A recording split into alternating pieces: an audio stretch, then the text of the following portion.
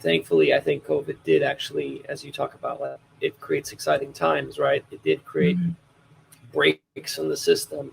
All of a sudden, it was like, well, you can't just expect that job to be there. Maybe that's not the job for you. Maybe your actual work is meant to be something entirely different, right? And a lot of people were challenged in this way during that time period of setting aside, expectations or belief of where they fit into things, and all of a sudden realizing, well, maybe when you don't fit in that paradigm, you become a leader of a new one, as Right. you are demonstrating, right? You become a leader of your own, as opposed to just being a cog in their system.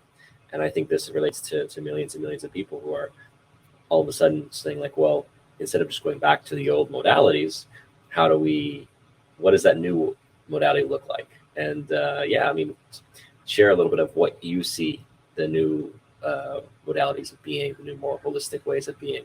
How Yeah. does that look to you? Yeah. Well, on that note, I would say deschooling has been the biggest challenge because as much as people recognize and want something different, they're so programmed. And I've even had to do this for myself because I follow and believe in a very unschooling model at this point.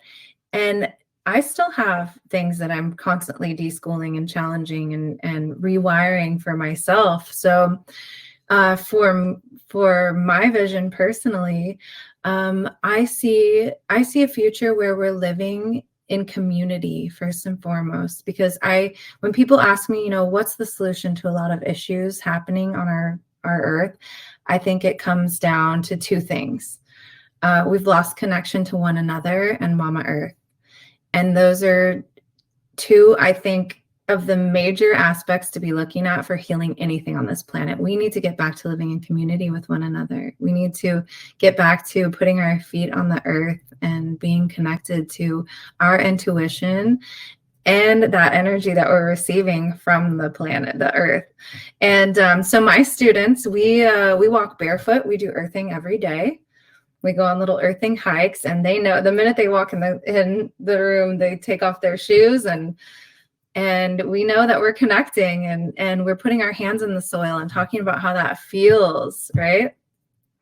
So I want to see a lot more of that. I want to see kids growing up with confidence and freedom to explore and, follow their passions, and not just their passions, but those beautiful gifts that we are conduits of, that within this system we don't always get to nurture, because it's like, oh, well, I have to do this and I have to survive, and we've been sold so many lies. This existence can be so simple and beautiful, and we've overcomplicated the heck out of all of it.